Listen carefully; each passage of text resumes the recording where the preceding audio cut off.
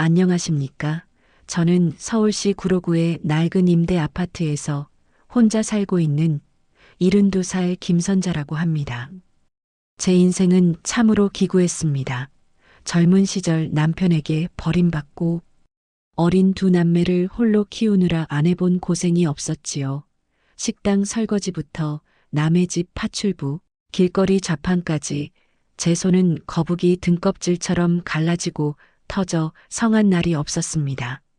그렇게 악착같이 살아온 덕분에 이제 자식들은 다 번듯하게 자라 제 몫을 하고 있고 저도 나라에서 주는 연금 받으며 비로소 평화라는 것을 누리게 되었습니다. 이제야 내 인생에 봄날이 오는가 싶었습니다.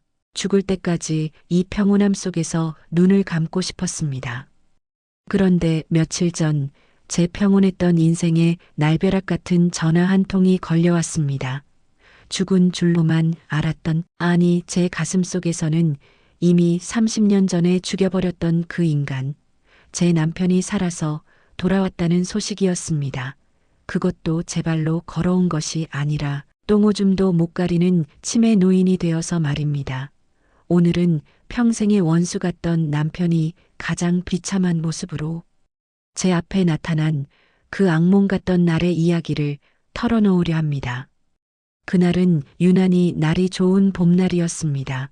베란다 화분에 물을 주고 텔레비전에서 하는 아침 드라마를 보며 믹스 커피 한 잔을 마시는 것, 그것이 제가 누리는 최고의 호사였습니다.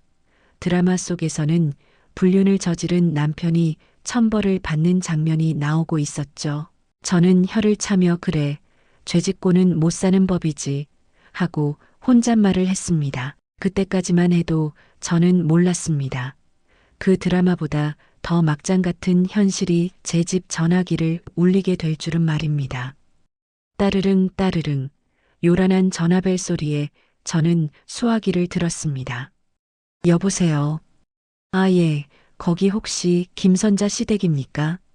굵직한 남자의 목소리였습니다. 관공서나 경찰서에서나 들을 법한 딱딱한 말투였죠.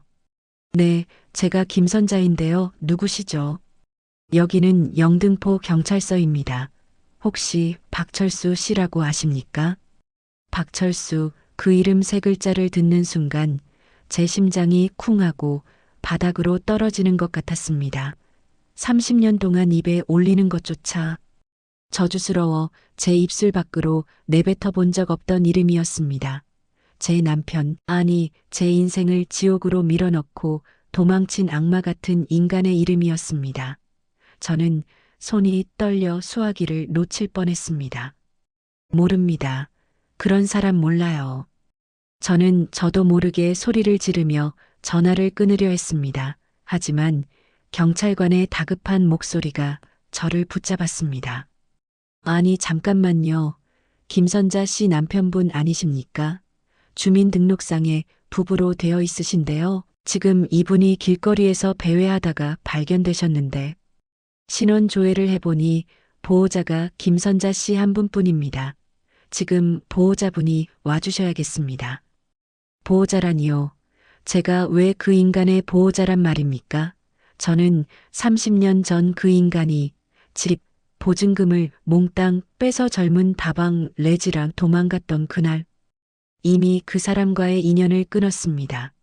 법적으로 이혼 도장을 찍지 못한 것은 그 인간이 행방불명이 되어버려 서류 정리를 할 수 없었기 때문이지 부부의 연이 남아서가 아니었습니다. 형사님, 저는 그 사람 남편으로 생각 안 하고 산 지 30년이 넘었습니다. 죽든 살든 저랑은 상관없는 사람이니 다시는 전화하지 마세요. 저는 매몰차게 쏘아붙이고 전화를 끊어버렸습니다. 손이 부들부들 떨렸습니다. 잊고 살았다고 생각했는데 이름 석자를 듣는 것만으로도 지난 30년의 울분이, 그 지독했던 가난과 고통의 기억들이 본물 터지듯 밀려왔습니다. 그 인간이 도망간 후 저는 5살 배기 아들과 3살 배기 딸을 데리고 길거리에 나앉아야 했습니다. 땡전 한 푼 없이 쫓겨나 여인숙 달방을 전전하며 아이들에게 맹물에 밥을 말아 먹여야 했던 날들이 떠올랐습니다. 아이들이 배고프다고 울 때마다 저는 그 인간을 저주하고 또 저주했습니다. 차라리 객사라도 해서 부고장이라도 날아오기를 빌었습니다. 그런데 살아서 그것도 경찰서에서 연락이 오다니요.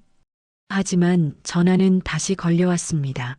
이번에는 형사가 아니라 어떤 젊은 여자의 목소리였습니다. 사회복지사라고 했습니다. 어르신 마음은 이해합니다만 지금 박철수 씨 상태가 많이 안 좋습니다. 치매가 심해서 본인 이름도 기억 못하시고 거동도 불편하세요. 지금 행여병자로 처리될 상황인데 그래도 법적 가족이신데 마지막으로 얼굴이라도 확인해 주셔야 하지 않겠습니까? 만약 어르신이 인계를 거부하시면 이분은 무연고자로 시설에 보내지게 됩니다. 도의적으로 한 번만 와주세요. 부탁드립니다. 치매라니, 그 건강하고 뻔뻔하던 인간이 치매라니 기가 막혔습니다. 젊은 년이랑 잘 먹고 잘 살 줄 알았더니 꼴 좋다 싶은 마음과 함께 도대체 어떤 몰골을 하고 있길래 경찰서까지 갔나 하는 기묘한 호기심이 일었습니다. 그래 가서 내 눈으로 똑똑히 보자. 그 인간이 얼마나 망가졌는지 내 눈으로 확인하고 내 입으로 너는 벌 받은 거야라고 침이라도 뱉어주고 오자. 그런 독한 마음이 생겼습니다. 저는 옷장에서 외출복을 꺼내 입었습니다. 최대한 단정하고 고생 안 하고 산 사람처럼 보이고 싶었습니다. 그 인간 앞에서 내가 이렇게 잘 살고 있다는 것을 보란 듯이 보여주고 싶었으니까요. 립스틱도 붉게 바르고 딸이 사준 가방도 들었습니다. 그리고 택시를 타고 영등포 경찰서로 향했습니다. 가는 내내 제 머릿속에서는 그 인간을 만나면 퍼부어줄 온갖 욕설들이 맴돌았습니다. 내가 인간이냐? 내 돈 내놔라. 어디서 감히 연락을 하냐? 수천 번 연습했던 그 말들을 오늘이야말로 쏟아낼 작정이었습니다. 경찰서에 도착해 형사가 문을 열고 들어섰습니다. 형사 한 분이 저를 알아보고 자리에서 일어났습니다. 김선자 씨 되십니까? 먼 길 오시느라 고생하셨습니다. 그 인간 어디 있습니까? 저는 인사도 생략하고 다짜고짜 물었습니다. 형사는 곤란한 표정을 짓더니 구석에 있는 낡은 소파를 가리켰습니다. 저기 계십니다. 저는 그쪽으로 고개를 돌렸습니다. 그리고 그 순간 저는 제가 준비했던 모든 욕설을 잊어버리고 말았습니다. 그곳에는 제가 기억하던 그 박철수는 없었습니다. 훤칠한 키에 호탕하게 웃던 기름진 머리를 빗어 넘기던 그 남자는 온데간데 없었습니다. 그 자리에는 냄새나고 꾀죄죄한 넝마주의 노숙자 한 명이 웅크리고 앉아 있었습니다. 떡진 머리카락은 엉겨붙어 있었고 입고 있는 옷은 오물이 묻어 본래의 색을 알아볼 수 없었으며 신발은 짝짝이로 신고 있었습니다. 무엇보다 충격적인 것은 그의 눈빛이었습니다. 초점을 잃은 흐릿한 눈동자, 입을 해 벌리고 침을 질질 흘리며 허공을 향해 멍하니 손짓을 하고 있는 그 모습은 영락없는 짐승의 그것과 다를 바가 없었습니다. 저는 천천히 아주 천천히 그에게 다가갔습니다. 코를 찌르는 지독한 악취가 났지만 저는 숨을 멈추고 그의 얼굴을 들여다보았습니다. 쭈글쭈글해진 피부와 검버섯 사이로 30년 전 저를 버리고 떠나던 그 매정한 남자의 이목구비가 희미하게 남아 있었습니다. 맞았습니다. 박철수 그 인간이었습니다. 박철수? 제가 낮게 불렀습니다. 하지만 그는 제 목소리를 듣지 못하는 것 같았습니다. 그저 제 옷자락에 달린 단추가 반짝이는 것이 신기한지 더러운 손가락으로 그것을 만지작거리려 할 뿐이었습니다. 이봐 박철수, 나야 김선자라고. 내가 버리고 간 김선자. 제가 다시 한번 이번에는 악을 쓰며 소리쳤습니다. 그제야 그가 고개를 들어 저를 쳐다보았습니다. 하지만 그 눈에는 저를 알아보는 기색이 전혀 없었습니다. 공포 아니면 무관심, 그저 낯선 사람을 보는 어린아이 같은 눈빛뿐이었습니다. 배고파, 밥 줘, 밥. 그의 입에서 나온 첫 마디는 사과도 후회도 아니었습니다. 그저 짐승 같은 본능 배고픔에 대한 호소였습니다. 그는 주머니에서 꼬깃꼬깃한 곰팡이가 핀 빵 조각을 꺼내 입으로 가져갔습니다. 형사가 황급히 달려와 그것을 뺏으려 하자 그는 뺏기지 않으려 발버둥을 치며 괴성을 질렀습니다. 아, 내 거야. 내 밥이야. 그 모습을 보는데 저는 다리가 풀려 그 자리에 주저앉고 말았습니다. 통쾌할 줄 알았습니다. 꼴 좋다고 비웃어줄 수 있을 줄 알았습니다. 하지만 제 가슴 속에서 터져나온 것은 웃음이 아니라 짐승 같은 울음이었습니다. 분노와 허탈함, 그리고 설명할 수 없는 비참함이 뒤섞인 울음이었습니다. 이딴 인간 때문에, 고작 이렇게 될 인간 때문에 내 꽃다운 청춘이, 내 아이들의 어린 시절이 그토록 처참하게 짓밟혔다는 사실이 너무나도 억울해서 견딜 수가 없었습니다. 제가 바닥을 치며 통곡을 하자 형사와 복지사가 저를 부축해 일으켰습니다. 형사는 난처한 얼굴로 제게 말했습니다. 보시다시피 상태가 이렇습니다. 지문 조회를 해보니 주소지도 말소되어 있고 가족이라고는 김선자 씨뿐입니다. 지금 당장 모시고 가셔야 합니다. 뭐라고요? 저는 눈물을 닦으며 소리쳤습니다. 내가 이 인간을 왜 데려갑니까? 이 인간은 30년 전에 죽었어요. 나한테는 없는 사람입니다. 길바닥에서 죽든 말든 나는 모릅니다. 나라에서 알아서 하세요. 어르신 법적으로 부부지간이시잖아요. 부양 의무가 있습니다. 만약 거부하시면 유기죄가 될 수도 있어요. 일단댁으로 모시고 가시고 정 힘드시면 나중에 요양시설, 입소 절차를 밟으시더라도 지금은 보호자가 인계에 가셔야 합니다. 형사의 말은 단호했습니다. 법, 그놈의 법이 또다시 제 발목을 잡았습니다. 그 인간이 저를 버리고 갔을 때는 저를 지켜주지 않았던 법이 이제 와서 저 인간을 지켜주라며 저를 옥죄고 있었습니다. 저는 미칠 것만 같았습니다. 저 냄새나고 미친 늙은이를 내 집으로 데려가라고요. 내 자식들이 사는 세상에 저 끔찍한 과거를 다시 끌어들이라고요. 절대로 그럴 수는 없었습니다. 저는 가방을 챙겨 들고 도망치듯 경찰서 현관을 향해 뛰었습니다. 뒤에서 형사가 저를 부르는 소리가 들렸지만 저는 듣지 않았습니다. 이대로 도망치면 다시는 안 볼 수 있을 거라고 생각했습니다. 하지만 경찰서 문을 나서려는 순간 제 앞을 가로막는 거대한 그림자가 있었습니다. 제 아들 민수였습니다. 형사가 저 몰래 제 아들에게까지 연락을 했던 겁니다. 아들은 경찰서 로비에 서서 안쪽에서 들려오는 소동을, 그리고 헝클어진 머리로 뛰쳐나오는 저를 충격받은 얼굴로 바라보고 있었습니다. 그리고 아들의 시선 너머로 형사들에게 붙들려 발버둥 치고 있는 짐승 같은 몰골의 박철수가 보였습니다. 어머니, 저 사람이 정말 아버지입니까? 아들의 목소리는 떨리고 있었습니다.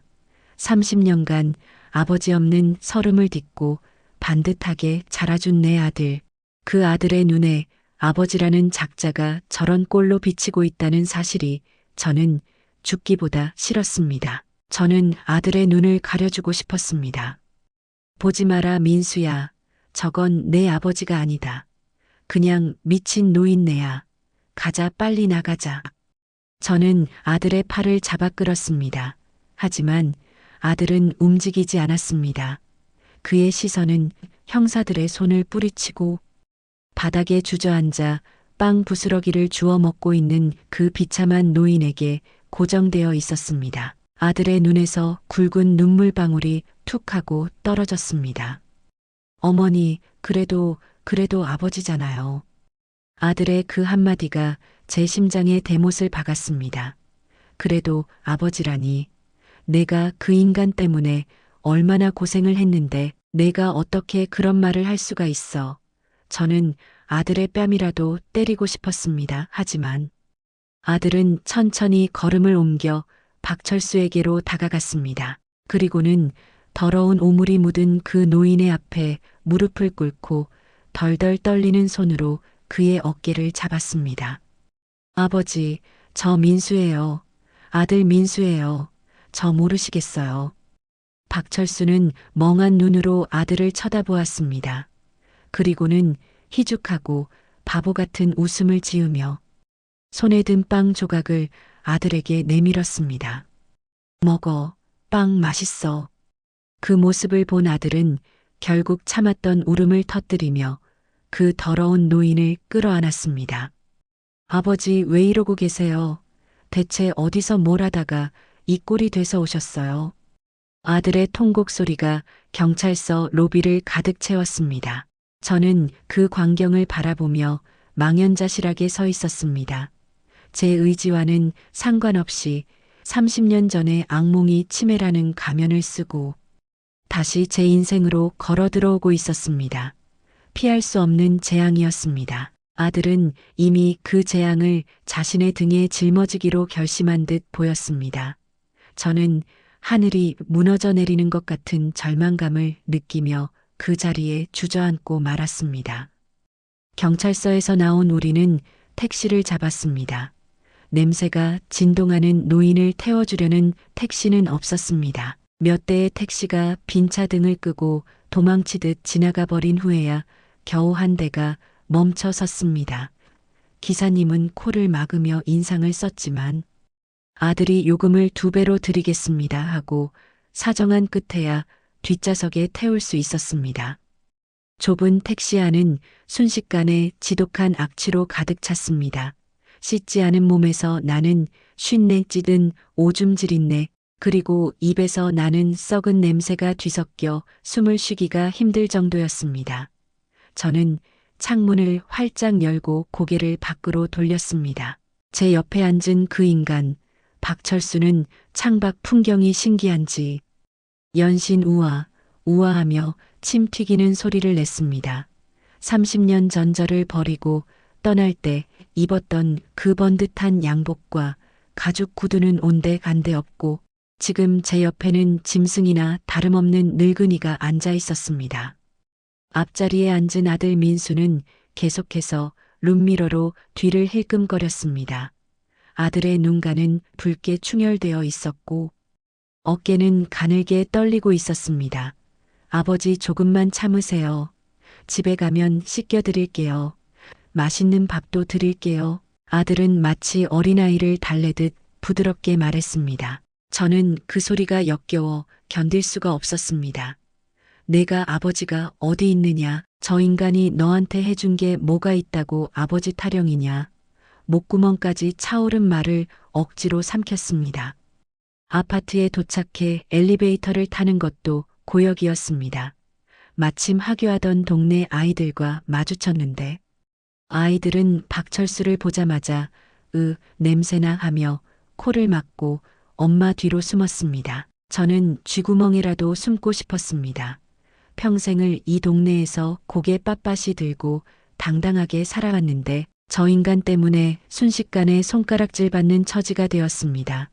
아들은 죄인처럼 고개를 숙인 채 죄송합니다 하며 연신 사과를 했습니다. 그 비굴한 모습에 제 속이 다시 한번 뒤집어졌습니다. 집에 들어오자마자 아들은 박철수를 욕실로 데려갔습니다. 어머니 옷 좀 챙겨주세요. 제가 씻길게요. 아들은 비장한 표정으로 말했습니다. 저는 장롱 깊숙한 곳에 처박아 두었던 아들이 입다 버린 낡은 내복과 추리닝 바지를 꺼내 욕실 문 앞에 던져두었습니다. 욕실 안에서는 전쟁 같은 소리가 들려왔습니다. 아이고, 가만히 좀 계세요. 아버지, 뜨거워, 안 해. 물 튀기는 소리와 박철수의 괴성, 그리고 아들의 거친 숨소리가 뒤섞여 들려왔습니다. 1시간쯤 지났을까 욕실 문이 열리고 말끔해진, 아니 적어도 사람 꼴은 갖춘 박철수가 나왔습니다. 젖은 머리카락을 털며 나오는 아들의 옷은 땀과 물로 흠뻑 젖어 있었습니다. 아들은 녹초가 된 얼굴로 웃으며 말했습니다. 어머니 아버지 씻겨 놓으니까 인물이 훤하시네요. 옛날 얼굴 나오는데요. 저는 아들의 그 말에 대꾸도 하지 않고 부엌으로 들어갔습니다. 인물은 무슨, 내 눈에는 그저 늙고 병든 수컷 짐승일 뿐이었습니다. 저녁 밥상 앞에서의 풍경은 더 가관이었습니다. 아들은 제가 차린 밥과 국을 식탁에 올렸습니다. 박철수는 밥상을 보자마자 눈이 뒤집힌 사람처럼 달려들었습니다. 숟가락도 쓰지 않고 맨손으로 밥을 한 움큼 쥐어 입에 쑤셔 넣었고 뜨거운 국물에 손을 담가 고기를 건져 먹었습니다. 밥풀이 사방으로 튀고 국물이 옷에 줄줄 흘러내렸습니다. 천천히 드세요, 아버지. 누가 안 뺏어 먹어요. 아들이 옆에서 숟가락을 쥐어주려 했지만 그는 아들의 손을 쳐내며 으르렁거렸습니다. 마치 먹이를 앞에 둔 개처럼 경계하는 눈빛이었습니다. 저는 밥알이 모래알처럼 느껴져 도저히 넘길 수가 없었습니다. 숟가락을 내려놓고 그 광경을 쳐다만 보았습니다. 30년 전 우리 식구들이 굶을 때 저 인간은 어디서 누구랑 사내진미를 먹고 다녔을까? 우리 민수가 배고파서 수돗물로 배를 채울 때 저 인간은 배 터지게 먹고 찌꺼기를 버렸겠지. 그런 생각을 하니 피가 거꾸로 솟는 것 같았습니다. 그런데 이제 와서 저 걸신 들린 입에 내 손으로 지은 밥을 넣어줘야 한다니 이것은 효도가 아니라 저주였습니다. 밥을 다 먹은 박철수는 트림을 꺼억하고 하더니 거실 한가운데 대자로 눕더군요. 그러고는 배를 긁으며 중얼거렸습니다. 영수가 물 떠와, 물, 영숙이 30년 전 그가 데리고 도망쳤던 그 다방 레지의 이름이었습니다. 저는 그 소리를 듣는 순간 이성을 잃을 뻔했습니다. 옆에 있던 물병을 집어 던지려는 것을 아들이 황급히 막아섰습니다. 어머니 참으세요. 아픈 사람이잖아요. 옛날 기억이 뒤섞여서 그래요. 아들의 눈에도 당혹감이 스쳐 지나갔지만 그는 애써 침착하려 노력하고 있었습니다. 아픈 사람? 저게 아픈 사람으로 보이냐? 제가 소리를 질렀습니다. 저 인간은 악마야.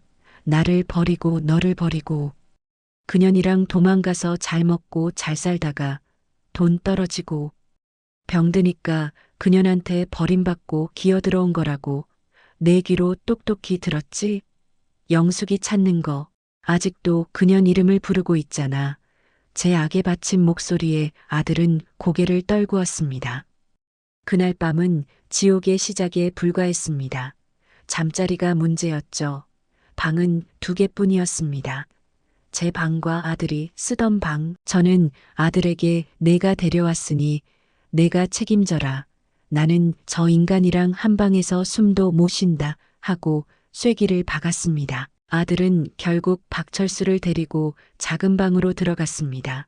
하지만 잠시 후부터 쿵쿵거리는 소리와 함께 아들의 비명소리가 들려왔습니다. 아버지 왜 이러세요? 거기다 싸시면 안 돼요. 저는 방문을 벌컥 열었습니다. 박철수가 방구석에 서서 바지를 내리고 오줌을 누고 있었습니다. 아들은 걸레를 들고 어쩔 줄 몰라 하며 바닥을 닦고 있었죠. 방 안에는 지린내가 진동을 했습니다. 박철수는 아들이 말리는 것도 아랑곳하지 않고 희죽희죽 웃으며 벽지에 오줌을 갈겼습니다. 시원하다, 시원해. 그 뻔뻔한 목소리가 제 귀를 찢는 것 같았습니다. 내 이럴 줄 알았다. 저는 치밀어 오르는 화를 참지 못하고 소리쳤습니다. 이게 내가 말한 효도냐? 이게 사람 사는 꼴이야? 당장 내보내, 당장 끌어내라고. 아들은 바닥을 닦던 손을 멈추고 저를 올려다보았습니다. 그의 얼굴은 땀과 오줌으로 범벅이 되어 있었고 눈에는 눈물이 고여 있었습니다. 어머니 제발요. 첫날이잖아요. 아버지도 낯설어서 그러시는 거예요. 제가 다 치울게요. 어머니는 들어가서 주무세요. 아들의 목소리는 애원이라기보다 울부짖음에 가까웠습니다. 저는 쾅 하고 문을 닫고 나왔습니다. 거실 소파에 앉아 뜬 눈으로 밤을 새웠습니다. 방 안에서는 밤새도록 박철수의 헛소리와 아들의 한숨 소리, 그리고 무언가 우당탕 넘어지는 소리가 끊이지 않았습니다. 30년 만에 돌아온 남편은 가장이 아니라 집안을 파괴하러 온 괴물이었습니다. 그리고 제 아들은 그 괴물을 아버지라 부르며 제 인생까지 진흙탕으로 끌고 들어가고 있었습니다. 날이 밝으면 딸에게 전화를 해야겠다고 생각했습니다. 아들놈은 미쳤으니 딸년이라도 제정신이기를 바라면서 말입니다. 다음 날 아침 아들은 퀭한 눈으로 방에서 나왔습니다. 밤새 한숨도 못 잔 얼굴이었습니다. 아버지 주무세요. 제가 아침 차릴게요. 아들은 짐짓 아무렇지 않은 척하며 부엌으로 갔지만 걸음걸이는 천근만근 무거워 보였습니다. 저는 식탁에 앉아 아들에게 물었습니다. 그래, 하룻밤 겪어보니 어떠냐? 아직도 저 인간이 불쌍해? 아직도 아버지로 보여? 아들은 쌀을 씻으며 대답하지 않았습니다. 민수야, 정신 차려라. 저건 병수발이 아니라 똥오줌 치우는 기계 노릇이다. 내가 언제까지 저럴 수 있을 것 같으냐? 너도 직장 다녀야지, 장가도 가야지. 저 인간 때문에 내 인생까지 망칠 셈이야? 제가 다그치자 아들은 쌀 씻던 손을 멈추고 뒤를 돌아보았습니다. 어머니, 아들의 목소리는 낮고 단호했습니다. 저도 알아요. 힘든 거, 하지만 저한테는 아버지가 필요했어요. 30년 동안 남들 다 있는 아버지, 저만 없었어요. 친구들이 애비 없는 자식이라고 놀린 때마다, 운동회 때 아버지 손잡고 달리는 애들 볼 때마다 저는 상상 속의 아버지를 만들어서 버텼어요. 언젠가는 오실 거라고, 오셔서 미안하다고 안아주실 거라고요. 아들의 눈에서 눈물이 주르륵 흘러내렸습니다. 비록 저런 모습이지만 그래도 살아와 주셨잖아요. 제 눈앞에 계시잖아요. 저는 그거면 돼요. 제가 감당할게요. 그러니까 어머니는 제발, 제발 그냥 지켜봐 주세요. 아들의 그 말에 저는 말문이 막혔습니다. 저 아이의 가슴 속에 저런 큰 구멍이 뚫려 있는 줄은 몰랐습니다. 제가 아무리 아비 목까지 하며 키웠다 해도 채워지지 않는 빈자리, 그것이 저런 흉측한 괴물이라도 좋으니 채우고 싶다는 그 결핍이 저를 아프게 했습니다. 저는 더 이상 아들을 말릴 수가 없었습니다. 하지만 동시에 확신했습니다. 이 효도 놀이는 오래가지 못할 것이라고. 현실은 상상보다 훨씬 더 지독하고 냄새나고 끔찍하다는 것을 아들도 곧 깨닫게 될 것이라고 말입니다. 그때였습니다. 안방에서 와장창하고 유리가 깨지는 소리가 들렸습니다. 저와 아들은 동시에 안방으로 뛰어갔습니다. 방문을 여는 순간 우리는 경악을 금치 못했습니다. 박철수다. 제가 가장 아끼던 남편 없이 홀로 자식들 키우며 받았던 상패들과 가족 사진이 진열된 장식장을 밀어 넘어뜨린 겁니다. 바닥에는 유리 조각과 함께 우리 가족의 지난 30년 역사가 산산조각이 나 뒹굴고 있었습니다.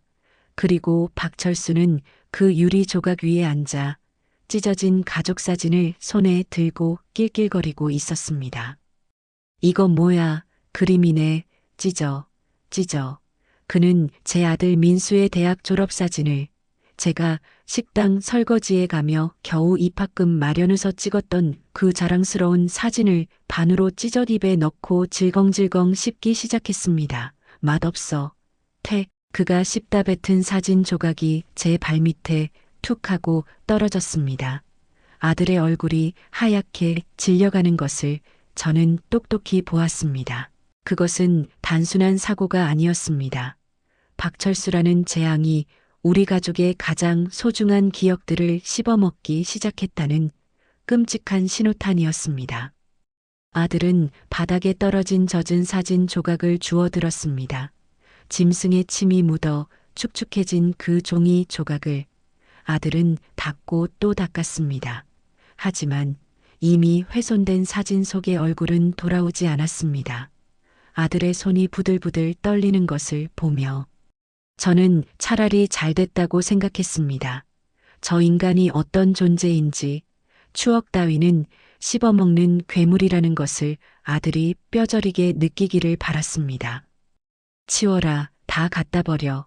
제가 차갑게 말했습니다. 내가 그렇게 애지중지하는 아버지라는 작자가 한 짓이다. 똑똑히 봐둬라. 아들은 아무 대꾸도 하지 못하고 묵묵히 유리 조각을 쓸어 담았습니다. 박철수는 그 옆에서 희죽거리며 사탕 줘, 사탕하고 떼를 썼습니다. 아들은 입술을 꽉 깨물고는 박철수에게 사탕 하나를 까서 입에 물려주었습니다. 마치 우는 아이를 달래듯 말입니다. 그 비굴한 모습에 저는 속이 뒤집어지는 것 같았습니다. 그날 이후 우리 집은 사람이 사는 집이 아니었습니다. 아침에 눈을 뜨면 지독한 악취가 코를 찔렀습니다. 박철수가 밤새 요강을 엎어놓거나 이불에 실내를 해놓았기 때문입니다. 아들은 출근하기 전에 그 난장판을 치우느라 진을 뺐습니다. 땀범벅이 되어 넥타이를 매는 아들의 뒷모습은 하루가 다르게 야위어 갔습니다. 저는 아들에게 그러게 내가 뭘 하더냐, 요양원으로 보내자고 했지 하고 쏘아붙였지만 아들은 고집스럽게 고개를 저었습니다. 제가 할 수 있어요. 조금만 적응하면 괜찮아지실 거예요. 그 미련한 고집이 저를 더 화나게 했습니다. 아들이 회사에 가고 나면 그 지옥은 오롯이 제 몫이었습니다. 저는 방문을 걸어 잠그고 박철수가 거실에서 무슨 짓을 하든 신경 끄려 노력했습니다. 하지만 쿵쿵거리는 발소리, 냉장고를 뒤지며 그릇을 깨트리는 소리, 혼자 중얼거리며 욕설을 내뱉는 소리가 방문 틈으로 새어 들어왔습니다. 저는 공포에 질려 방문 손잡이를 잡고 벌벌 떨었습니다. 30년 전 술 먹고 들어와 살림을 때려 부수던 그날의 공포가 되살아났습니다. 그 인간은 치매에 걸려서도 여전히 저를 공포에 떨게 만들고 있었습니다. 점심때가 되어 방문을 열고 나가보면 거실은 가관이었습니다. 냉장고에 있던 반찬통들을 다 꺼내 뚜껑을 열어놓고 손으로 휘저어 놓았고 케첩이나 마요네즈를 바닥에 뿌려 그림을 그려놓기도 했습니다. 이 미친 영감탱이가 제가 소리를 지르면 그는 깜짝 놀라 구석으로 도망가서는 저를 노려보며 으르렁거렸습니다. 밥 줘, 밥 내놔, 이 도둑년아, 도둑년. 그가 저를 부르는 호칭이었습니다. 30년간 뼈 빠지게 일해서 자식 키운 저에게 제 돈 들고 도망간 주제에 저를 도둑년이라고 부르는 그 뻔뻔함에 치가 떨렸습니다. 저는 그에게 밥을 차려주지 않았습니다. 아니, 줄 수가 없었습니다. 식탁에 앉히면 밥그릇을 집어 던지기 일쑤였으니까요. 저는 개 밥 주듯이 식판에 밥과 반찬을 담아 거실 바닥에 밀어주었습니다. 그는 바닥에 엎드려 허겁지겁 밥을 먹었습니다. 그 모습을 보며 저는 인간에 대한 마지막 연민조차 사라지는 것을 느꼈습니다. 저건 내 남편도 아니고 내 아이들의 아버지도 아니다. 그냥 숨쉬는 쓰레기일 뿐이다.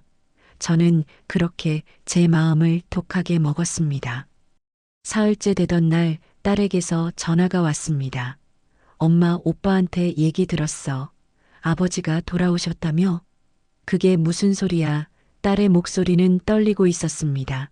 저는 한숨을 쉬며 대답했습니다. 말도 마라. 지금 집구석이 난리도 아니다. 내 오빠가 미쳐가지고 저 화상을 끌고 들어왔다. 내가 지금 갈게. 당장 갈게. 딸은 전화를 끊자마자 한달음에 달려왔습니다. 현관문을 열고 들어선 딸은 거실 풍경을 보자마자 비명을 질렀습니다.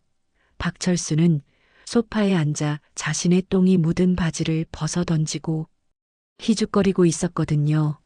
악, 엄마, 이게 뭐야? 딸은 코를 막고 뒤로 물러섰습니다. 저는 딸에게 다가가 덤덤하게 말했습니다. 인사해라. 내가 그토록 보고 싶어 했던 내 아버지다. 딸은 믿을 수 없다는 눈으로 박철수를 쳐다봤습니다. 저게 아버지라고? 거짓말이지? 엄마가 나 놀리려고 그러는 거지? 박철수는 딸을 보더니 눈을 가늘게 뜨고 해벌쭉 웃었습니다. 이쁜이네. 이쁜이. 이리 와. 오빠랑 놀자. 딸에게 수작을 거는 그 징그러운 말투에 딸은 경악하며 소리를 질렀습니다. 미쳤어. 진짜 미쳤어. 오빠는 어디 있어? 오빠는 제정신이야? 저런 인간을 집에 들여놓고 엄마랑 같이 살게 했다고? 딸은 분노하며 아들에게 전화를 걸었습니다. 오빠 당장 들어와. 지금 당장. 1시간 뒤 아들이 헐레벌떡 조퇴를 하고 집으로 돌아왔습니다. 딸은 현관에 들어서는 아들의 멱살을 잡을 듯이 달려들었습니다. 오빠 생각이 있는 거야, 없는 거야? 엄마를 죽일 셈이야? 저런 꼴을 보고도 가만히 있었어? 아들은 고개를 숙인 채 아무 말도 하지 못했습니다. 아버지잖아. 그래도 아버지잖아. 아들의 그 앵무새 같은 변명에 딸은 기가 차다는 듯 헛웃음을 터뜨렸습니다. 아버지? 누가 아버지야? 우리 버리고 도망가서 30년 동안 연락 한 번 없던 사람이 아버지야? 저건 그냥 남이야. 아니, 남보다 못한 원수라고. 당장 내보내. 요양원이든 어디든 갖다 버리라고. 딸의 목소리가 온 집안을 울렸습니다. 박철수는 그 소리에 놀랐는지 귀를 막고 시끄러워, 시끄러워 하며 괴성을 질렀습니다. 아들은 박철수에게 달려가 그를 진정시키려 애썼습니다. 아버지, 괜찮아요. 소리 지르지 마세요. 하지만 박철수의 발작은 시작되었습니다. 그는 아들의 손을 뿌리치고 식탁 의자를 집어들어 바닥에 내리꽂았습니다. 다 죽여버릴 거야. 내 돈 내놔. 내 돈. 그는 30년 전 집 나갈 때 훔쳐갔던 그 돈을 내놓으라며 난동을 부리기 시작했습니다. 거실은 순식간에 아수라장이 되었습니다. 물건이 날아다니고 유리가 깨졌습니다. 딸은 비명을 지르며 제 뒤로 숨었고 아들은 온몸으로 박철수를 막아섰습니다. 아버지, 제발요, 제발 진정하세요. 아들이 박철수를 뒤에서 껴안았습니다. 하지만 힘이 장사였습니다. 박철수는 몸부림을 치다가 팔꿈치로 아들의 얼굴을 가격했습니다. 퍽 하는 소리와 함께 아들이 뒤로 나자빠졌습니다. 아들의 코에서 시뻘건 피가 터져 나왔습니다. 오빠. 딸이 울부짖으며 달려갔습니다. 저는 그 순간 더 이상 참을 수가 없었습니다. 부엌으로 달려가 물바가지에 찬물을 가득 담아왔습니다. 그리고는 미쳐 날뛰는 박철수의 얼굴에 힘껏 끼얹었습니다. 정신 차려. 이 미친 인간아. 차가운 물을 뒤집어 쓴 박철수는 깜짝 놀라 동작을 멈췄습니다. 물에 젖은 쥐새끼 같은 꼴을 하고 저를 멍하니 쳐다보더군요. 저는 깨진 빗자루 자루를 들고 그에게 겨누었습니다. 내가 인간이냐? 30년 전에도 우리 피를 말려 죽이더니 이제 늙어서까지 내 자식 피를 보게 해? 당장 나가. 내 집에서 나가란 말이야. 제가 악을 쓰며 달려들자 박철수는 겁을 먹었는지 뒷걸음질을 쳤습니다. 구석에 웅크리고 앉아 벌벌 떨며 잘못했어. 안 그럴게. 때리지 마 하고 중얼거렸습니다. 그 비굴한 모습에 저는 맥이 탁 풀려 빗자루를 떨어뜨렸습니다. 딸은 코피를 흘리는 아들을 부축해 일으켰습니다. 아들의 얼굴은 피범벅이 되어 있었고 셔츠는 찢겨 있었습니다. 봐, 똑똑히 봐. 딸이 아들에게 소리쳤습니다. 이게 내가 말한 아버지야? 내가 감당하겠다던 결과가 이거냐고. 너 때문에 엄마까지 다칠 뻔했어. 그래도 계속 데리고 살 거야? 아들은 휴지로 코를 막은 채 퉁퉁 부은 눈으로 구석에 웅크린 아버지를 바라보았습니다. 그의 눈빛이 흔들리고 있었습니다. 처음으로 아들의 눈에 서려 있던 그 맹목적인 연민과 환상이 깨져나가는 것이 보였습니다. 아들은 아버지를 본 것이 아니라 자신을 공격한 짐승을 본 것입니다. 오빠 결정에 딸이 아들을 몰아세웠습니다.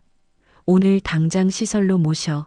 아니면 내가 경찰 불러서 가정폭력으로 신고할 거야.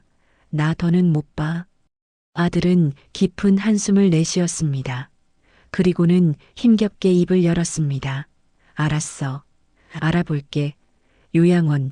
그 한마디를 내뱉는 아들의 목소리는 패배자처럼 갈라져 있었습니다. 저는 그제야 안도의 한숨을 내쉬었습니다. 드디어 이 지옥이 끝나는구나 싶었습니다. 하지만 그것은 제 착각이었습니다. 치매에 걸린 짐승을 떼어내는 일은 그렇게 말 한마디로 끝날 만큼 쉬운 일이 아니었습니다. 법과 절차, 그리고 돈이라는 더 크고 지독한 현실의 벽이 우리를 기다리고 있었으니까요. 아들은 젖은 옷을 갈아입지도 못한 채 식탁에 앉아 휴대전화로 요양원들을 검색하기 시작했습니다. 딸은 옆에서 등급부터 받아야 할 걸?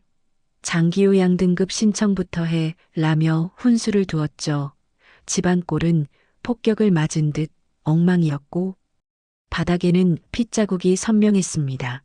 구석에 웅크린 박철수는 언제 그랬냐는 듯 다시 코를 골며 잠이 들어 있었습니다. 저는 그 뻔뻔한 숨소리를 들으며 생각했습니다. 이 인간은 죽어서도 우리를 괴롭힐 거라고 30년 전의 악연은 아직 끝나지 않았다고 말입니다. 그날 저녁 우리는 깨진 유리 조각을 치우고 피 묻은 바닥을 닦으며 침묵했습니다. 아들의 얼굴은 퉁퉁 부어올라 보기 흉했습니다. 저는 아들에게 얼음찜질 팩을 건네주며 말했습니다. 민수야, 이제 그만하자. 내가 할 만큼 했다. 저 사람은 우리 가족이 아니야. 아들은 아무 말 없이 얼음팩을 얼굴에 갖다 대고는 눈을 감았습니다.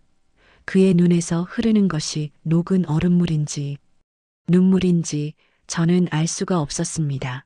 하지만 분명한 것은 아들의 마음속에 있던 아버지라는 성역이 오늘부로 완전히 무너져 내렸다는 사실이었습니다. 밤이 깊도록 우리는 잠들지 못했습니다. 아들은 거실 소파에 앉아 박철수가 깨어나지 않는지 감시했고 딸은 제 방에서 저를 안고 누워 있었습니다. 엄마, 내가 다 알아서 할게. 걱정 마. 내일 당장 구청 가고 병원 가고 해서 저 인간 내보낼 거야. 딸의 단단한 목소리가 그나마 위안이 되었습니다. 하지만 저는 불안감을 떨칠 수가 없었습니다. 박철수가 잠꼬대처럼 내뱉는 영수가 소리가 어둠 속에서 망령처럼 떠다니고 있었기 때문입니다. 내일 날이 밝으면 우리는 또 어떤 끔찍한 하루를 맞이하게 될까요? 저는 제발 이 밤이 지나지 않기를, 아니면 후 모든 것이 꿈이기를 간절히 빌었습니다. 다음 날 아침 우리 집은 마치 폭격을 맞은 전쟁터 같았습니다. 거실 바닥에는 어제 박철수가 던진 밥풀과 반찬 국물이 말라붙어 비릿한 냄새를 풍겼고 깨진 유리 조각을 치운 자리에는 여전히 서늘한 기운이 감돌았습니다. 아들은 퉁퉁 부어오른 눈과 코에 반창고를 덕지덕지 붙인 채 멍하니 식탁에 앉아 있었습니다. 그의 얼굴에는 어제의 그 비장했던 효심은 온데간데 없고 깊은 패배감과 피로만이 짙게 드리워져 있었습니다. 저는 그 모습을 보며 가슴이 미어졌지만 한편으로는 아들이 현실을 직시하게 된 것이 다행이라 여겼습니다. 우리는 서둘러 박철수를 데리고 병원으로 향했습니다. 장기요양 등급을 받아야 요양원에 보낼 수 있다는 딸의 말 때문이었습니다. 박철수는 차에 타지 않겠다고 발버둥을 쳤습니다. 안 가, 안 가. 니들이 나 팔아먹으려고 그러지. 그는 짐승처럼 울부짖으며 아들의 팔을 물어뜯으려 했습니다. 아들과 사위가 달라붙어 겨우 뒷좌석에 구겨 넣다시피 태웠습니다. 차 안에서 그는 창문을 두드리며 욕설을 퍼부었습니다. 내 돈 내놔. 이 도둑놈들아. 내가 누군 줄 알아. 그 악에 바친 목소리를 들으며 저는 눈을 질끈 감았습니다. 30년 전 도박빚에 쫓겨 도망치면서도 저렇게 다앙하게 소리치던 그 목소리와 하나도 변한 게 없었습니다. 병원에서의 검사는 순탄치 않았습니다. MRI 기계에 들어가지 않겠다고 난동을 부리는 통에 진정제를 투여해야 했고 인지 검사를 하는 의사에게 침을 뱉으며 내가 뭘 알아. 내가 서울대 나온 사람이야. 하고 거짓말을 해댔습니다. 의사는 고개를 절레절레 흔들며 아들에게 말했습니다. 상태가 아주 심각합니다. 전두축두엽 치매, 흔히 말하는 공격성 치매가 동반되어 있어요. 거기다 알코올성 뇌 손상까지 겹쳐서 사실상 통제가 불가능한 상태입니다. 집에서 모시는 건 불가능해요. 당장 입원 치료가 필요합니다. 아들은 의사의 말에 고개를 떨구었습니다. 선생님, 그럼 요양병원은 바로 들어갈 수 있나요? 아들이 묻자 의사는 난처한 표정을 지었습니다. 지금 당장은 자리가 없습니다. 대기자가 많아요. 그리고 아버님처럼 폭력 성향이 강한 환자는 일반 요양원에서는 잘 안 받아주려고 합니다. 정신과 폐쇄 병동이 있는 전문 병원을 알아보셔야 하는데 비용이 만만치 않을 겁니다. 비용, 그놈의 돈이 또 문제였습니다. 상담실에서 받아든 병원비 견적서는 우리 형편으로는 감당하기 힘든 금액이었습니다. 아들은 월급쟁이의 아이들 학비 대기도 빠듯했고 딸내도 사정이 넉넉지 않았습니다. 저는 쥐꼬리만 한 연금으로 근근히 먹고 사는 처지였죠. 오빠 어떡할 거야. 간병비까지 하면 한 달에 200만 원은 훌쩍 넘는데 딸이 걱정스러운 목소리로 물었습니다. 아들은 머리를 감싸 쥐고 한숨만 푹푹 쉬었습니다. 내가 대출이라도 알아볼게. 아들의 그 힘없는 목소리가 제 가슴을 후벼 팠습니다.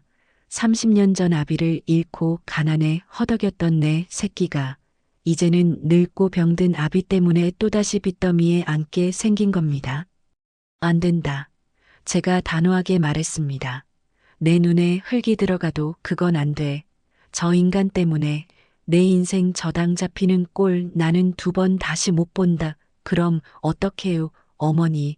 길바닥에 버려요? 법적으로 부양 의무자가 저랑 누나로 되어 있어서 우리가 안 모시면 처벌받는데요. 아들이 울먹이며 말했습니다. 기가 막혔습니다. 젊어서는 처자식 버리고 도망가서 지 마음대로 살던 인간이 늙어서는 법이라는 이름 뒤에 숨어 자식들 담골을 빼먹으려 들다니 세상에 이런 법이 어디 있습니까? 저는 하늘을 향해 삿대질이라도 하고 싶었습니다.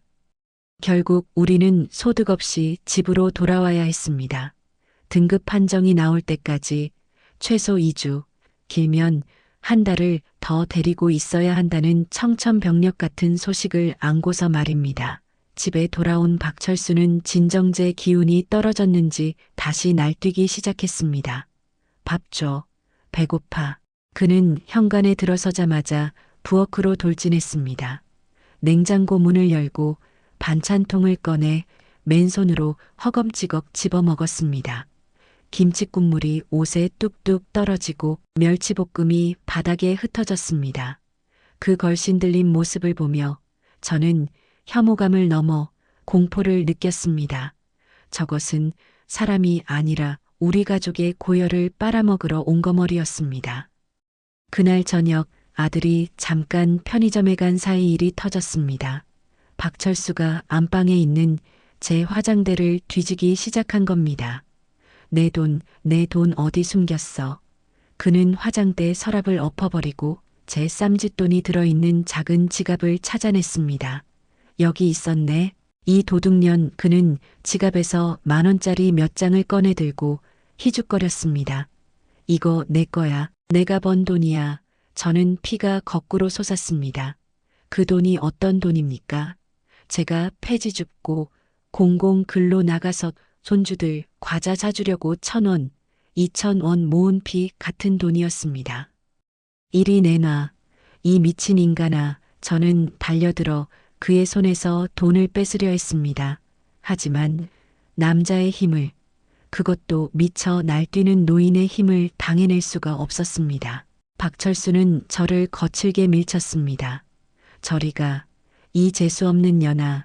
저는 힘없이 뒤로 밀려 장롱 모서리에 머리를 찍고 쓰러졌습니다. 눈앞이 번쩍하더니 뜨거운 것이 이마를 타고 흘러내렸습니다. 피었습니다. 저는 바닥에 주저앉아 머리를 감싸쥐었습니다. 박철수는 제가 피를 흘리는 것을 보고도 눈 하나 깜짝하지 않았습니다. 오히려 침을 퇴뱉으며 맞을 짓을 했어. 여자가 어디서 남자한테 대들어 하고 중얼거렸습니다.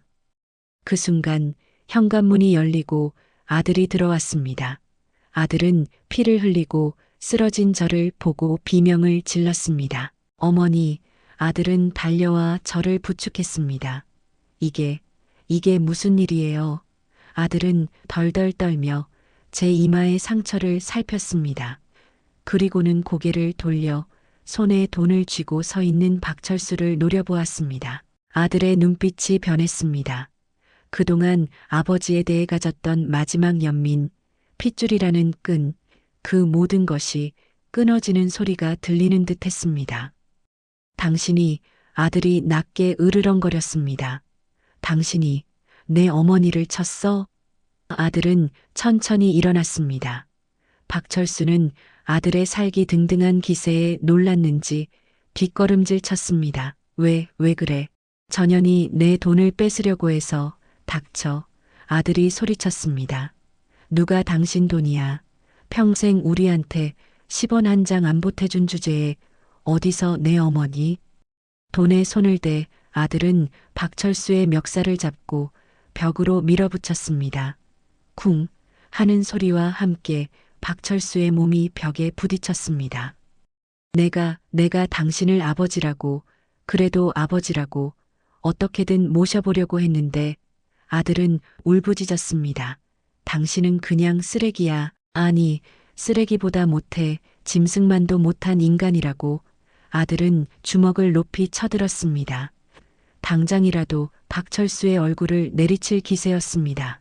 박철수는 겁에 질려 살려줘 하고 비명을 질렀습니다. 저는 아들의 옷자락을 잡고 말렸습니다. 안 된다, 민수야. 내 손 더럽히지 마라. 저런 인간 때문에 내가 감옥 갈 필요 없다. 그만해라. 아들은 거친 숨을 몰아쉬며 허공에 멈춘 주먹을 부들부들 떨었습니다. 그의 눈에서 굵은 눈물이 뚝뚝 떨어졌습니다. 아들은 비명 같은 괴성을 지르며 주먹으로 벽을 내리쳤습니다. 쾅, 쾅, 벽지가 찢어지고 아들의 주먹에서 피가 배어 나왔습니다. 아들은 힘이 빠진 듯 박철수를 놓아주고 바닥에 무너져 내렸습니다. 나가요. 아들이 속삭이듯 말했습니다. 제발 나가요. 내 눈앞에서 사라지라고요. 하지만 박철수는 도망가지 않았습니다.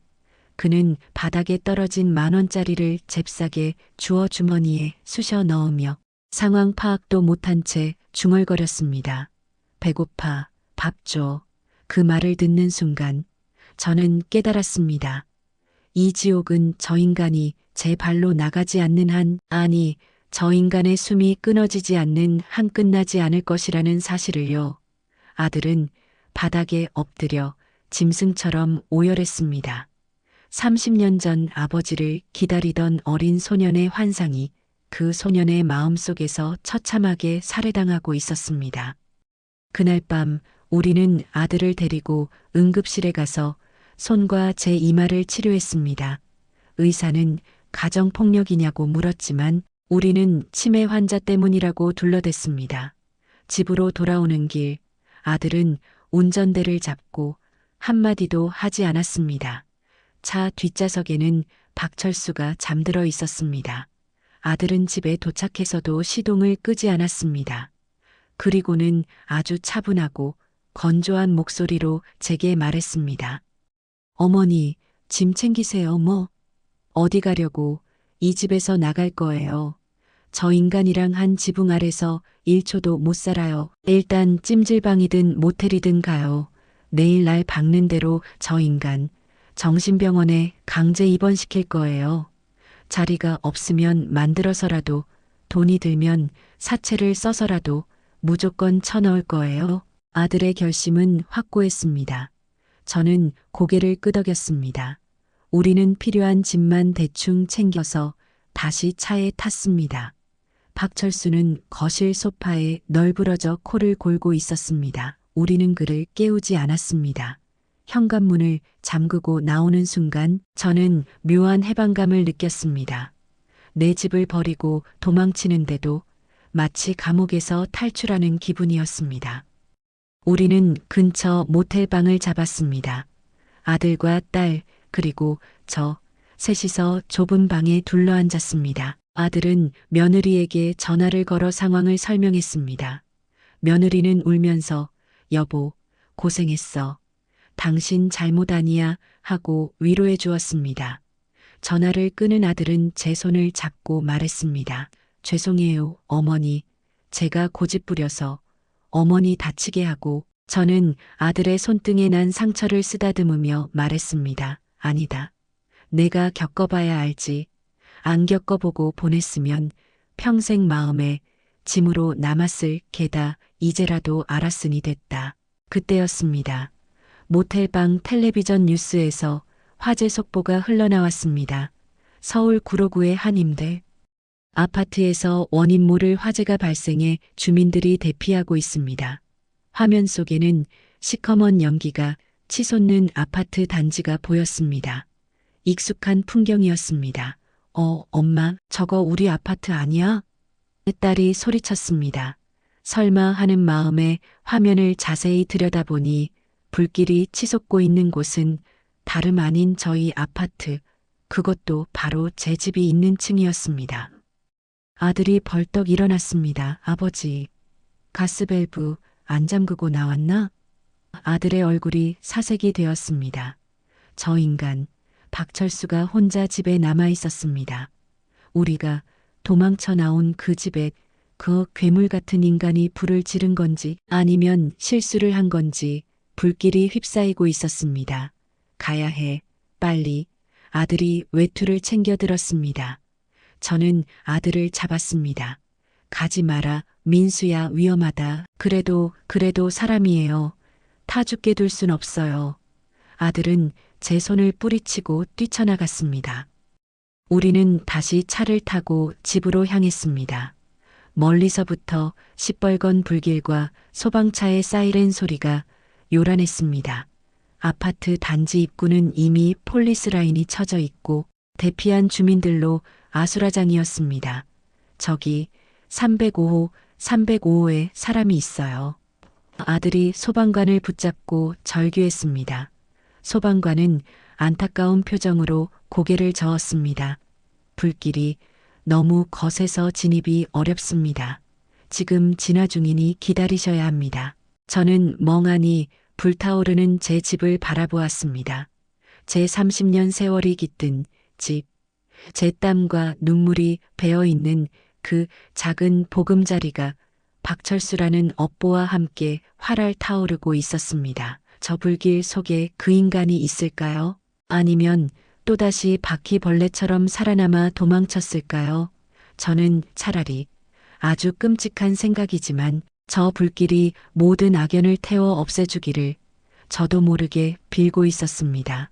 죄책감보다 더 큰 지독한 피로감이 저를 덮쳤습니다. 불타는 집 앞에서 우리는 서로의 손을 잡고 하염없이 서 있었습니다. 그것은 우리 가족에게 닥친 또 다른 비극의 시작이자 어쩌면 가장 잔혹한 구원의 불길인지도 몰랐습니다. 화마가 휩쓸고 간 자리는 처참했습니다. 시뻘건 불길이 잡히고 난 뒤 소방관들이 들것 하나를 들고 내려왔습니다. 하얀 천으로 덮여 있었지만 그 아래 누워 있는 것이 누구인지는 우리 모두 알고 있었습니다. 아들은 그 자리에 털썩 주저앉았습니다. 아버지 하고 부르는 아들의 목소리는 울음이라기보다는 차라리 신음소리에 가까웠습니다. 저는 그 들것을 바라보며 아무런 감정도 느낄 수 없었습니다.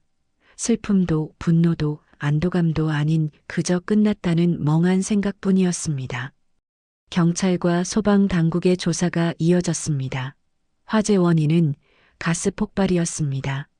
치매에 걸린 박철수가 배고픔을 참지 못하고 가스레인지를 켜려다 사고를 낸 것으로 추정된다고 했습니다. 현관문이 잠겨 있지도 않았는데 그는 도망치지 못했습니다. 아마도 연기에 질식해 쓰러졌거나 불길 속에서 판단력을 잃었겠지요. 그가 30년 전 우리 집 보증금을 들고 도망쳤을 때처럼 이번에도 그는 우리 집을 홀라당 태워먹고 떠났습니다. 참으로 그 인간다운 최후였습니다. 우리는 참고인 조사를 받아야 했습니다. 다행히 우리가 화재 발생 전 모텔에 투숙했다는 CCTV 기록과 통화 내역이 있어 혐의점은 없었습니다. 형사는 안타까운 사고입니다. 조금만 늦게 나가셨어도 큰일 날 뻔하셨습니다. 하며 위로를 건넸습니다. 저는 속으로 쓴웃음을 지었습니다. 그가 우리를 살린 게 아니라 우리가 그를 피해 도망친 덕분에 산 목숨이었습니다. 그 인간은 마지막 순간까지 우리를 길동무로 삼으려 했을지도 모릅니다. 장례는 조촐하게 치러졌습니다. 빈소는 텅 비어 있었습니다. 찾아올 조문객도 알릴 친척도 없었으니까요. 영정 사진 속에 박철수는 노숙자 꼴을 하기 전 주민등록증에 있던 30년 전의 젊은 얼굴을 하고 있었습니다. 그 뻔뻔하고 자신만만한 미소가 향연기 사이로 피어올랐습니다. 아들은 상복을 입고 멍하니 앉아 있었습니다. 며칠 사이 10년은 늙어버린 듯한 아들의 얼굴을 보며 저는 가슴이 미어지는 것 같았습니다. 민수야, 밥 좀 먹어라. 제가 말해도 아들은 고개만 저을 뿐이었습니다. 화장터로 가는 날 하늘은 무심하게도 맑았습니다. 저는 아들의 손을 잡고 화로 앞에 섰습니다. 뜨거운 불길 속으로 관이 들어가는 것을 보며 저는 비로소 그 지긋지긋했던 30년의 원한을 함께 태워보냈습니다. 잘 가라, 박철수. 저는 마음속으로 마지막 인사를 건넸습니다. 다시는 우리 앞에 나타나지 마라. 다음 생이 있다면 그때는 제발 사람으로 태어나라. 한 줌의 재가 되어 나온 그는 너무나도 가볍고 허무했습니다. 제 인생을 가토록 무겁게 짓눌렀던 존재가 고작 이 한 줌의 가루였다니 허탈함에 눈물이 핑 돌았습니다. 장례를 마치고 우리는 갈 곳이 없었습니다. 집은 전소되었고 세간살이는 모두 타버렸습니다. 당장 입을 옷까지 하나 남지 않았죠. 하지만 이상하게도 절망적이지는 않았습니다. 오히려 홀가분했습니다. 그 집에는 박철수와 함께 살았던 며칠간의 끔찍한 기억, 그리고 30년간 저를 괴롭혔던 가난과 한이 서려 있었습니다. 화마가 그 모든 것을 깨끗하게 지워준 것만 같았습니다. 우리는 딸네 집에서 당분간 지내기로 했습니다. 딸은 엄마, 오빠 그냥 다 잊어. 액땜했다고 생각하고 새로 시작해 하며 우리를 위로했습니다. 며칠 뒤 아들이 저를 불렀습니다. 아들은 며느리와 함께 제 앞에 무릎을 꿇었습니다. 어머니, 죄송해요. 제가 어리석어서 어머니 집까지 날리게 하고 마음고생만 시켜드리고. 아들은 눈물을 흘리며 사죄했습니다. 저는 아들의 손을 잡아 일으켰습니다. 아니다. 집이야, 다시 구하면 되고, 세간이야, 다시 사면 된다. 중요한 건 우리가 살았다는 거다. 그리고 내가 내가 이제라도 그 굴레에서 벗어났다는 게 엄마는 제일 기쁘다. 아들은 고개를 끄덕였습니다. 네, 어머니, 저 이제 알겠어요. 아버지는 제 환상 속에만 있었다는 거요. 어머니가 저를 어떻게 키우셨는데 제가 그동안 어머니 마음을 너무 몰랐어요. 앞으로는 제가 어머니만 모시고 살게요. 정말 잘할게요. 아들의 눈빛은 예전에 그 흔들리던 눈빛이 아니었습니다. 단단하고 깊어진 진짜 가장의 눈빛이었습니다. 그 인간이 남긴 유일한 유산이 있다면 그것은 제 아들을 철들게 한 것일지도 모릅니다. 우리는 화재 보험금과 구청의 긴급지원금 그리고 아들이 대출받은 돈을 합쳐 작은 전셋집을 새로 구했습니다. 예전보다 좁고 낡은 집이었지만 그곳에는 평화가 있었습니다. 더 이상 쿵쿵거리는 발소리에 놀라 깰 필요도 악취의 코를 막을 필요도 없었습니다. 아침에 눈을 뜨면 햇살이 들어오고 저녁에는 자식들과 둘러앉아 편안하게 밥을 먹을 수 있었습니다. 그 평범한 일상이 얼마나 소중한 것인지 우리는 뼈저리게 느꼈습니다. 어느 날 저는 아들과 함께 납골 땅을 찾았습니다. 박철수의 유골함이 안치된 곳이었습니다. 아들은 유골함 앞에 꽃 한 송이를 놓고 한참을 바라보았습니다. 아버지, 거기서는 편안하세요? 엄마랑 저, 그리고 누나 괴롭히지 마시고요. 저도 이제 아버지 원망 안 할게요. 그냥 없었던 분이라고 생각할게요. 아들은 담담하게 말했습니다. 그리고는 뒤를 돌아 저를 보고 활짝 웃었습니다. 가요. 어머님 맛있는 거 먹으러 가요. 저는 아들의 팔짱을 끼고 납골당을 나왔습니다. 등 뒤로 서늘한 바람이 불었지만 제 앞에는 따뜻한 햇살이 비추고 있었습니다. 30년 전 저를 버리고 도망갔던 남편은 30년 후 치매 노인이 되어 돌아와 제 집을 태우고 사라졌습니다. 그는 제 인생에 2번이나 불을 질렀습니다. 한 번은 제 가슴에, 또 한 번은 제 보금자리에. 하지만 저는 타죽지 않았습니다. 제 자식들도 타죽지 않았습니다. 우리는 잿더미 속에서 다시 일어났고 이전보다 더 단단해졌습니다. 이제 제게 남은 소원은 하나뿐입니다. 남은 여생, 자식들에게 짐이 되지 않고 건강하게 살다가 눈 감는 날. 그래도 참 잘 살았다 하고 스스로에게 말해주는 것입니다. 박철수라는 악몽은 이제 끝났습니다. 제 인생의 진짜 봄날은 어쩌면 이제부터 시작인지도 모릅니다. 오늘 제 이야기는 여기까지입니다. 질긴 악연이라는 게 정말 있는 것 같습니다. 끊으려 해도 끊어지지 않고 잊으려 해도 다시 찾아와 우리를 시험에 들게 하는 그런 인연 말입니다. 저에게는 남편이 그런 존재였습니다. 하지만 그 악연의 고리를 끊는 것은 결국 남이 아닌 내 자신의 단호한 결단과 가족들의 사랑이라는 것을 깨달았습니다. 여러분에게도 혹시 도저히 용서할 수 없는 사람이나 잊고 싶은 기억이 다시 찾아와 괴롭혔던 적이 있으신가요? 그 힘든 시간을 어떻게 이겨내셨는지 여러분의 지혜와 경험을 댓글로 나눠주세요. 지금도 어딘가에서 과거의 망령과 싸우고 있을 누군가에게 여러분의 한마디가 큰 빛이 될 것입니다. 노후의 쉼터, 오늘의 사연을 들어주셔서 감사합니다.